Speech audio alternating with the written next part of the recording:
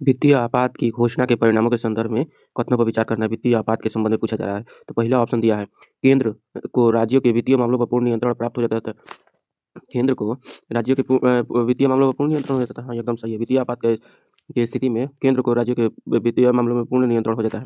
दूसरा नंबर दिया है, राज्य विधानमंडल द्वारा पारित सभी धन विधेयक या अन्य वित्तीय विधेयक राष्ट्रपति के विचार के लिए आरक्षित किए जा सकते हैं। तो यह भी सही है, कैसे कि आरक्षित किए जा सकते हैं राष्ट्रपति के लिए।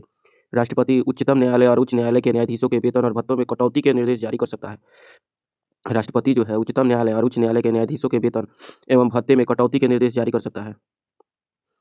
वेतन एवं भत्तों में कटौती के निर्देश जारी कर सकता है। राष्ट्रपति जो है उच्चतम न्यायालय और उच्च न्यायालय के न्यायाधीशों के वेतन और भत्ते में कटौती का निर्देश जारी कर सकता है। अब इसके बाद से अगला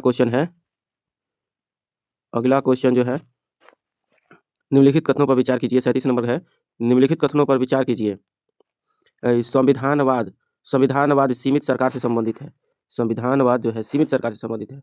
और दूसरा नंबर ऑप्शन दे रहा है, भारतीय संविधान में राज्य की नीति के निर्देशक तत्व संविधानवाद को लागू करते हैं।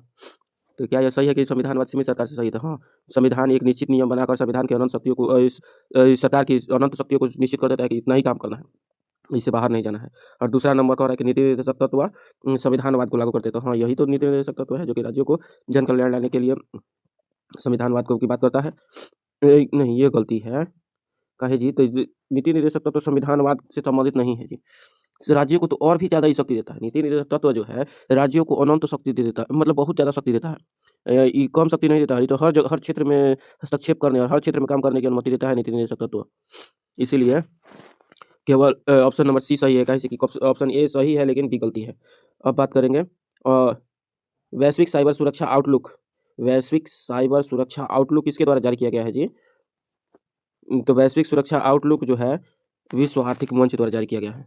वैश्विक सुरक्षा आउटलुक, वैश्विक साइबर सुरक्षा आउटलुक विश्व आर्थिक मंच द्वारा जारी किया गया है। अब इसके बाद से क्वेश्चन कौन सा है जी? तो मूल अधिकारों के संदर्भ में विचार करना है। तो क्या विचार करना है? ये सभी राज्य की मनमानी कार्यवाहियों के विरुद्ध उपलब्ध है। मूल अधिकार जो है राज्य की मनमानी कार्यवाहियों के विरुद्ध उपलब्ध है। तो हाँ, यह सही है। यह तो सही है कि राज्य को मनमानी कार्यवाही के विरुद्ध जनता को संरक्षण प्रदान करते हैं। दूसरा नंबर है, संसद साधारण अधिनियम द्वारा उन पर प्रतिबंध लगा सकती है। तो यह क्या सही है? नहीं, गलती है। कैसे कि इसके लिए विशेष बहुमत की आवश्यकता होती है। कोई भी थी में संशोधन करना हो मूल अधिकारों में तो विशेष बहुमत की आवश्यकता होती है। राज्य के तीसरा नंबर दे रहा है, राज्य के नीति निर्देशक तत्व इनके कार्य क्षेत्र को सीमित नहीं करते हैं। राज्य के नीति निर्देशक तत्व इनके कार्य क्षेत्र को सीमित नहीं करते हैं। क्या यह सही है कि राज्य के नीति निर्देशक तत्व इनके कार्य क्षेत्र को सीमित नहीं करते हैं? ये गलती है। राज्य के नीति निर्देशक तत्व जो हैं इनके कार्य क्षेत्र को सीमित करते हैं। मतलब कि किसको? तो मूल अधिकारों को सीमित करने का काम कौन करता है? तो मूल अधिकारों को सीमित करने का काम यही करता है। अब बात करेंगे 40 नंबर क्वेश्चन है, निम्नलिखित कथनों पर विचार कीजिए।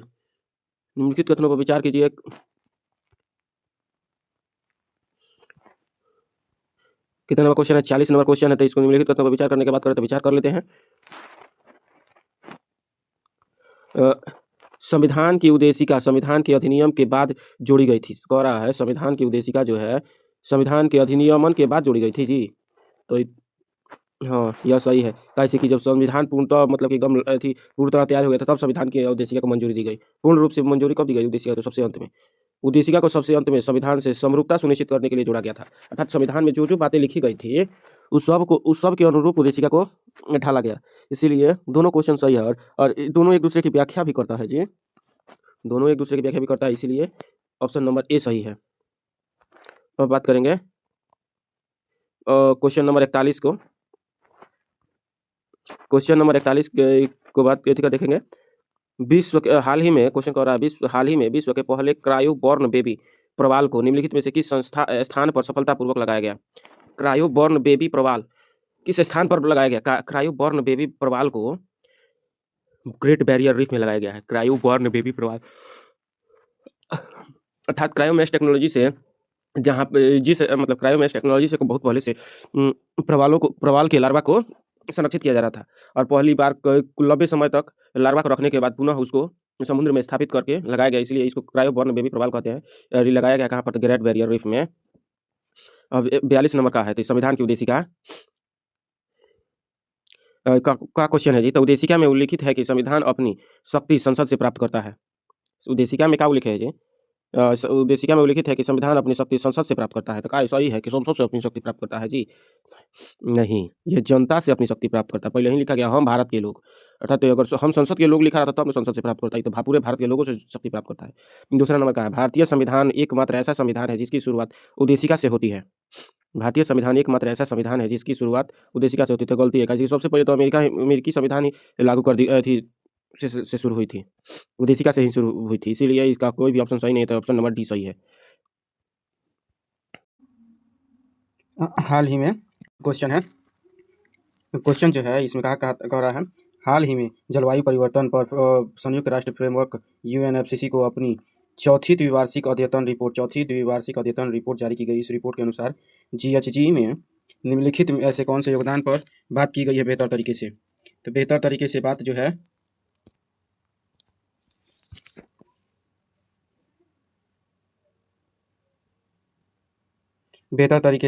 है केवल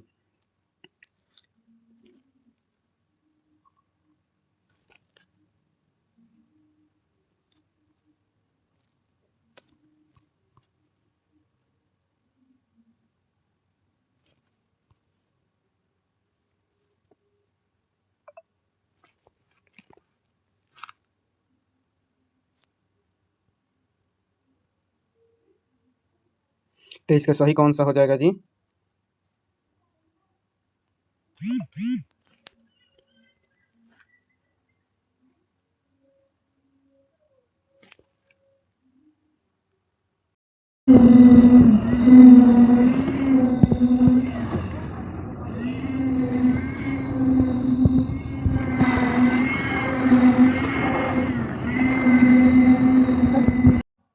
में भारत जलवायु परिवर्तन पर UNFCCC को अपनी चौथी द्विवार्षिक अद्यतन रिपोर्ट प्रस्तुत की। UNFCCC ने अपनी चौथी वार्षिक अद्यतन रिपोर्ट प्रस्तुत की, जिसमें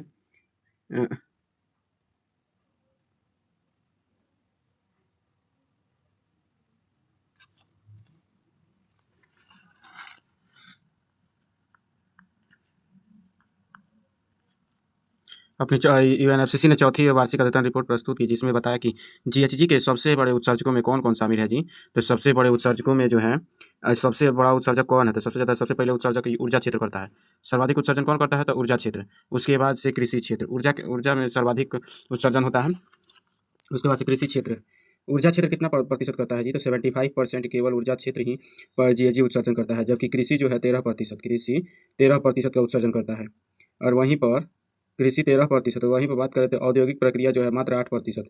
औद्योगिक प्रक्रिया कितना था? 8% GHG का उत्सर्जन करते हैं, जबकि अपशिष्ट सिर्फ 2% के आसपास, 2.5% ही उत्सर्जन करते हैं। और वहीं तो इसीलिए सर्वाधिक उत्सर्जन करने वालों में ऊर्जा क्षेत्र 1 नंबर 75% के साथ, उसके बाद से कृषि क्षेत्र 13% के साथ, जबकि औद्योगिक क्रिया जो है 8% एवं अपशिष्ट जो है 15% का उत्सर्जन करते हैं, 15% का उत्सर्जन करते हैं। इसके बाद से बात करेंगे भारतीय स्वतंत्रता अधिनियम 1947 के संदर्भ में निम्नलिखित कथनों में से कौन सा सही है? भारतीय स्वतंत्रता अधिनियम के संदर्भ में पूछा है, सबसे सही कौन सा है? तो पहला ऑप्शन है, संविधान सभा को भारत के संबंध में अंग्रेजों द्वारा बनाए गए कुछ विशेष कानूनों को निरस्त करने की अनुमति नहीं थी। नहीं, यह गलती है। कहाँ है जी? तो संविधान सभा जब बनी थी तो यह पूर्णतः संप्रभु थी, ना कि थी अंग्रेजों के अधीन और अंग्रेजों की बात मानने को बाध्य संस्था थी। और इसने स्वतंत्रता अधिनियम 1947 में इसने वायसराय के पद को समाप्त किया, यही सही है। और इधर इसके बाद से तो कह रहा है कि तीसरा नंबर ऑप्शन दे रहा है कि रियासतों पर ब्रिटिश आधिपत्य बनाए रखा था, ये भी गलती है। किसी का आधिपत्य छोड़ दिया था पूरी तरह, तो ये गलती है। चौथा नंबर ऑप्शन है इसने देशी रियासतों को स्वतंत्र रहने की अनुमति नहीं दी, बल्कि उनके भारत या पाकिस्तान में से किसी एक को चुनने की अनुमति दी, तो यह भी गलती है। स्वतंत्र रहने की भी अनुमति दी थी। अब इसके बाद से बात करेंगे अनुच्छेद 23, अब क्वेश्चन नंबर 23, इसमें कौन सा सही है जी? क्वेश्चन नंबर 23 में कह रहा है, इसमें क्या पूछा है? मूल अधिकारों में कितने केवल राज्य की कार्यवाहियों के विरुद्ध व्यक्तियों को संरक्षण प्रदान करते हैं? कितने ऐसे हैं जो केवल राज्य की कार्यवाहियों के विरुद्ध व्यक्तियों को संरक्षण प्रदान करते हैं? तो राज्य की कार्यवाही के विरुद्ध व्यक्तियों को संरक्षण प्रदान करते हैं। तो इनमें से जो है कोई भी सही नहीं है। कैसे कोई भी ऐसा नहीं है जो कि राज्य के विरुद्ध व्यक्तियों को पूरी तरह से संरक्षण प्रदान कर देता हो। इसके बाद से बात करेंगे 24 नंबर क्वेश्चन है, प्रादेशिक सेना ने गोमती नदी पर पुनरुद्धार करने के लिए गंगा टास्क फोर्स का गठन किया है। गोमती नदी पर पुनरुत्थान करने के लिए गंगा टास्क फोर्स गठन किया गया है। किस पर? तो प्रादेशिक सेना ने गोमती नदी के पुनरुद्धार के लिए गंगा टास्क फोर्स का गठन किया है। इस संदर्भ में गोमती नदी से संबंधित कथनों पर विचार कीजिए। तो पहला क्वेश्चन क्या है? तो गोमती नदी का उद्गम तिब्बत के पठार से होता है। गोमती नदी का पुनरुद्धार करने के लिए गंगा टास्क फोर्स के बारे में कहता है गोमती नदी का उद्गम तिब्बत के पठार से होता है जी। तो नहीं, यह गलती है। कहाँ है जी? तो यह उत्तर प्रदेश के ही पीलीभीत जिले से निकल जाता है। तो यह तो स्पष्ट रूप से गलती है। उसके बाद से गोमती दूसरा नंबर कह रहा है लखनऊ, सुल्तानपुर और जौनपुर गोमती नदी के तट पर बसे हुए हैं। तो एकदम यह सही है। कैसे लखनऊ तो स्पष्ट रूप से सब किसी को पता है। उसके बाद से सुल्तानपुर, जौनपुर शहर जो है गोमती नदी के तट पर ही बसे हुए हैं। गोमती नदी के तट पर ही बसे हुए हैं। अब बात करेंगे 25वां नंबर क्वेश्चन है। 25वां नंबर क्वेश्चन है 25वां नंबर क्वेश्चन है संसदीय शासन व्यवस्था की विशेषताओं के संदर्भ में विचार कीजिए। संसदीय शासन व्यवस्था के संदर्भ में विचार करना है। तो पहला टॉपिक क्या कह रहा है? संसदीय शासन व्यवस्था के संदर्भ में विचार करने की बात कर रहा है।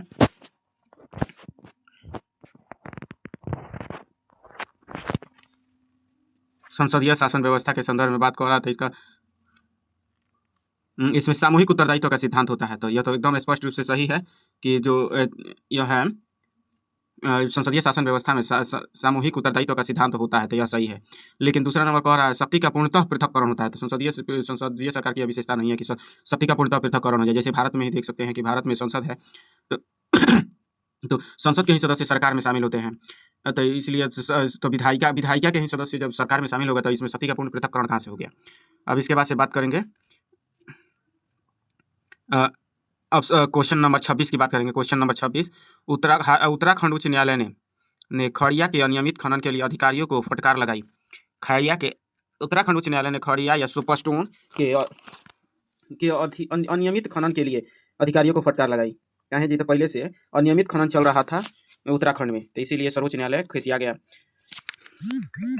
तो ये कहाँ है जी? तो कहाँ है? तो इसने भारत के खड़िया भंडार का 50% से अधिक हिस्सा राजस्थान में संचित है। तो उत्तराखंड में बहुत कम ही मात्रा में खड़िया का भंडार है और फिर भी वहाँ पर शोषण किया जा रहा है। इसीलिए फटकार लगाई है। खड़िया एक कायांतरित चट्टान है जो बी नंबर दे रहा है। खड़िया एक कायांतरित चट्टान है जो प्राकृतिक रूप से पाए जाने वाले खनिज टैल्क से निर्मित होता है। यह भी सही है। कैसे कि खड़िया जो है टाल्क से ही निर्मित होता है और प्राकृतिक रूप से पाए जाने वाले खनिज। अब बात करेंगे 27 नंबर क्वेश्चन कह रहा है। 27 नंबर क्वेश्चन है भारत के महान्यायवादी के संदर्भ में कथनों पर विचार कीजिए। तो पहला का दे रहा है ऑप्शन। तो इसे संसद सदस्य को प्रदत्त सभी उपयुक्तियों और विशेषाधिकार प्राप्त होते हैं। तो क्या यह सही है कि महान्यायवादी को संसद सदस्यों के समान ही उन्मुक्तियां और विशेषाधिकार भी प्राप्त होते हैं? तो यह कथन सही है। कैसे कि इसको भी महान्यायवादी को भी संसद सदस्यों के समान ही एमपी के समान ही उन्मुक्तियां और विशेषाधिकार प्राप्त होते हैं। इसके बाद से जब बात करेंगे दूसरा नंबर है भारत का महान्यायवादी संघ की कार्यकारिणी का एक अंग है। तो ये तो बच्चा जानता है कि महान्यायवादी भी संघ की कार्यकारिणी का ही हिस्सा है। लेकिन तीसरा नंबर जब कह रहा है लोकसभा भंग होने पर वह स्वतः ही त्याग पत्र दे देता है। तो यह गलती है। वह त्याग पत्र दे सकता है लेकिन ऐसा जरूरी नहीं है कि स्वतः ही दे दे। अतः कथन 3 सही नहीं है। इसलिए ए और बी सही होने के कारण ऑप्शन नंबर ए सही हो जाएगा। इसके बाद से 31 नंबर क्वेश्चन है 31 नंबर क्वेश्चन है 31 नंबर क्वेश्चन है भारत परिषद अधिनियम 1919 के संदर्भ में निम्नलिखित कथनों पर विचार कीजिए। भारत परिषद अधिनियम 1919 मुसलमानों के लिए पृथक निर्वाचन क्षेत्र की शुरुआत की गई। 1919 में मुसलमानों के लिए पृथक निर्वाचन क्षेत्र की शुरुआत की गई। क्या सही है? तो गलती है। कहाँ है जी? तो पृथक निर्वाचन क्षेत्र की शुरुआत 1909 में ही की गई थी, ना कि 1919 में। दूसरा नंबर ऑप्शन दे रहा है इसके तहत कुछ प्रांतों में द्विसदनीय विधायिका का प्रावधान किया गया है। तो भारत द्विसदनीय विधायिका तो यह सही हो जाएगा।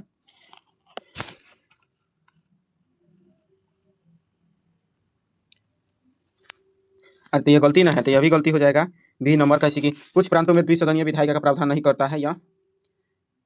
प्रांतों में द्विसदनीय विधायिका नहीं लाया था इसने 1919 ने, तो यह गलती हो गया। इसके बाद से 32 नंबर क्वेश्चन का है जी, तो 32 नंबर क्वेश्चन है, आधिकारिक सांख्यिकी के लिए बिग डेटा और डेटा साइंस पर संयुक्त राष्ट्र विशेषज्ञ समिति के संदर्भ में निम्नलिखित कथनों में से कौन सा सही नहीं है इसके संबंध में जी। तो सांख्यिकी के लिए, आधिकारिक सांख्यिकी के लिए बिग डेटा और डेटा साइंस पर संयुक्त राष्ट्र विशेषज्ञ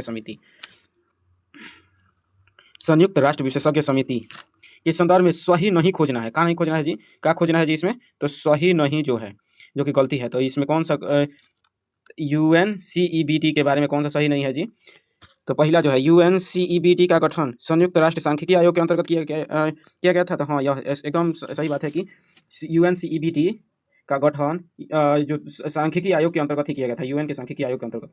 और इसके बाद से ऑप्शन दूसरा दे रहा है, तो यह तो गलती सही ना हो जाएगा। उसके बाद से दूसरा नंबर, UNCEBT में 31 सदस्य देश हैं और 16 अंतर्राष्ट्रीय संगठन है। क्या ये सही? तो हाँ, सही है। UNCEBT में 31 सदस्य देश हैं और 16 संगठन भी शामिल है। 31 देश और 16 संगठन शामिल है UNCEBT में। अब इसके बाद से कह रहा है, सी नंबर कह रहा है, भारत UNCEBT का सदस्य नहीं है। क्या ये सही है कि भारत UNCEBT का सदस्य नहीं है? तो यही गलती है, कैसे कि भारत जो है UNCEBT का सदस्य बन चुका है।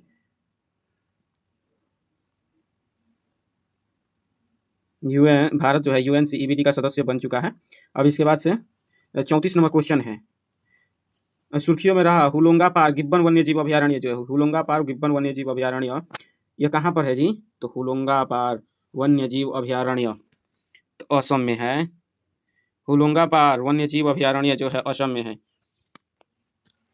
हुलोंगा पार वन्यजीव अभयारण्य, यहाँ पर ड्रिलिंग की अनुमति दे दी गई है। NBWL ने भी अनुमति दे दिया है कि जाकर ड्रिलिंग कर सकते हैं। इसके बाद से 35 नंबर क्वेश्चन का है जी, कौन सी संस्थाएं भारत में लोकपाल के क्षेत्राधिकार में आती है? तो लोकपाल के क्षेत्राधिकार में कौन कौन सी संस्था आ सकती है जी? तो मंत्री संसद में दिए गए वक्तव्य से संबंधित मामलों के लिए, तो यह क्या सही है? तो नहीं, यह गलती है। कैसे कि संसद में कोई भी बात कुछ भी बोल दिया जाए तो उसका मामला कहीं पर नहीं उठता है, सुप्रीम कोर्ट में जब नहीं किया करेगा तो लोकपाल के समक्ष कैसे जा सकता है? तो यह गलती हो गया। उसका दूसरा नंबर है, सभी सरकारी सहायता प्राप्त संस्थान, दूसरा नंबर कह रहा है सभी सरकारी सहायता प्राप्त संस्थान लोकपाल के दायरे में है, लेकिन यह भी गलती है। कैसे कुछ ऐसी संस्थाएं भी होती हैं जो लोकपाल के क्षेत्राधिकार से बाहर रखी जाती है, जैसे एक ही खुफिया एजेंसियां भी लोकपाल के दायरे से बाहर रखी जाती हैं, तो इनको लोकपाल के दायरे में नहीं रखा जाता है गुप्त एजेंसी को। तो यह तो स्टेटमेंट ऐसे ही गलती है।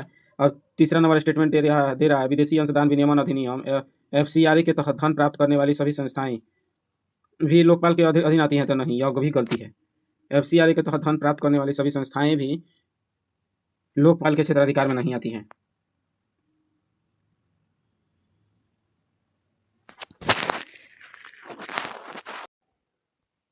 अब बात करेंगे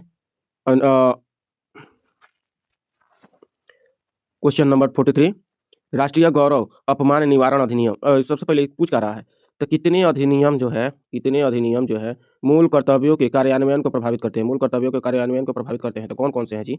तो राष्ट्रीय गौरव अपमान निवारण अधिनियम 1971। तो क्या यह राष्ट्रीय गौरव अपमान निवारण अधिनियम का? तो राष्ट्रीय गौरव अपमान निवारण अधिनियम 1971।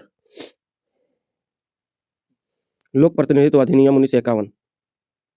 और दूसरा नंबर दे रहा है वन्य जीव अधिनियम। इसमें पूछ कर रहा है कि मूल कर्तव्यों के कार्यान्वयन को प्रभावित करते हैं। मूल कर्तव्य के लिए कौन कौन है जी? तो ये राष्ट्रीय गौरव अपमान निवारण अधिनियम, तो इसमें तो बात ही की गई कि राष्ट्रीय गौरव को बनाए रखना है मूल कर्तव्य में, तो ये भी आइए जाएगा। लोक प्रतिनिधित्व अधिनियम भी आइए जाएगा, ये भी मत देने की बात करता है, कर्तव्य को कहता है कि आप लोग को वोट देने जाना है। और तीसरा नंबर का है जी, तो वन्य जीव अधिनियम 1972। वन्य जीव अधिनियम 1972, तो इसमें भी तो मूल कर्तव्य में तो बात की गई है कि वन्य जीवों की सुरक्षा। और UAPA 1967 भी मूल कर्तव्य के अंतर्गत किया था, कहता है कि अपराध नहीं करना है, तो ये भी आ जाएगा मूल कर्तव्यों में ही। अब बात करेंगे भारतीय संविधान मूल अधिकार और राज्य के नीति निर्देशक तत्वों के भी संतुलन की आधारशिला पर आधारित है। कह रहा है कि मूल अधिकार, संविधान में जो है मूल अधिकार और राज्य के निर्देशक तत्व संतुलन बना हुआ है।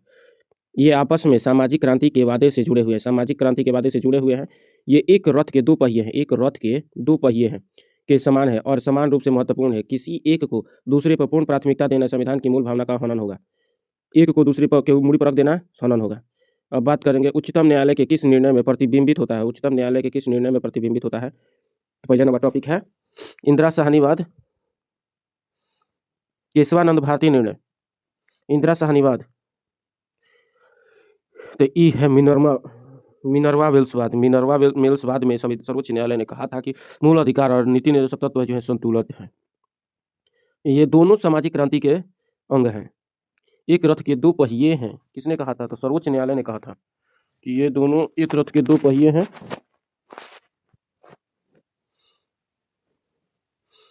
इसके बाद से क्वेश्चन नंबर 45 है। क्वेश्चन नंबर 45 किस चीज की बात कर रहा है जी?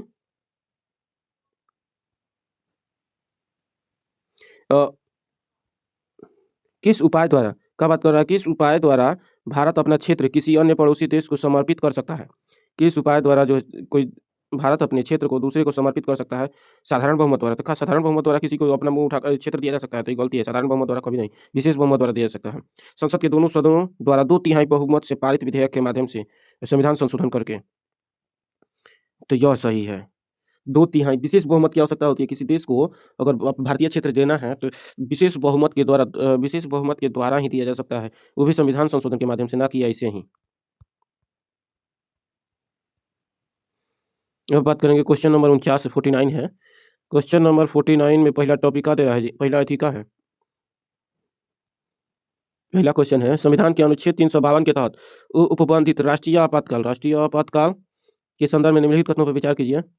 राष्ट्रपति राष्ट्रीय आपातकाल को भारत के किसी विशेष भाग तक ही सीमित कर सकता है। राष्ट्रपति जो है राष्ट्रीय आपातकाल को भारत के किसी विशेष भाग तक ही सीमित कर सकता है। तो ये सही है जी। राष्ट्रीय आपातकाल को भारत के किसी विशेष भाग तक ही सीमित कर सकता है, तो सही है। यह सही है कि राष्ट्रपति किसी भाग तक सीमित कर सकता है। अब इसके बाद से है राष्ट्रपति केवल प्रधानमंत्री की सलाह पर राष्ट्रीय आपातकाल की घोषणा कर सकता है जी। केवल प्रधानमंत्री की सलाह पर नहीं, मंत्रिपरिषद की सलाह पर राष्ट्रीय आपातकाल की घोषणा किसकी सलाह पर की जाती है जी? तो मंत्रिपरिषद के, ना कि केवल प्रधानमंत्री के। अब अगला टॉपिक का है जी 50 नंबर क्वेश्चन का है। तो निम्नलिखित में से किस वाद के निर्णय में उच्चतम न्यायालय ने माना कि उद्देशिका मूल संरचना का हिस्सा है? किस वाद में के निर्णय में उच्चतम न्यायालय ने माना कि उद्देशिका मूल संरचना का हिस्सा है? मूल संरचना का हिस्सा है तो किसमें है जी? तो ये तो साफ साफ पता है जी हर किसी को कि SR बोम्मई में बताया था। सर्वोच्च न्यायालय ने SR बोम्मई में ही बताया था। किसमें? तो SR बोम्मई में जब कर्नाटक के CM को हटाया गया तब उस बाद में न्यायालय पहुंचे और उसी में बोला गया था कि उद्देशिका जो है मूल अधिक का हिस्सा है, मूल संरचना है उद्देशिका। अब इसके बाद से 51 नंबर क्वेश्चन का है 51 नंबर क्वेश्चन जो है 51 नंबर क्वेश्चन जो है कह रहा है कि निम्नलिखित में से कौन से संसदीय व्यवस्था की तुलना में अध्यक्षीय व्यवस्था के लाभ माने जा सकते हैं? संसदीय व्यवस्था की तुलना में अध्यक्षीय व्यवस्था के लाभ माने जा सकते हैं। अल्पसंख्यकों का प्रतिनिधित्व,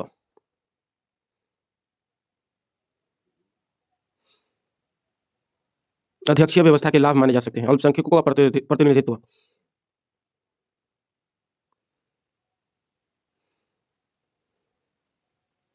अध्यक्षीय व्यवस्था के लाभ माने जा सकते हैं।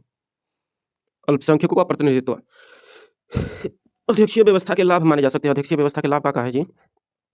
अल्पसंख्यकों का प्रतिनिधित्व। तो क्या ये अल्पसंख्यकों का प्रतिनिधित्व की जगह देता है जी?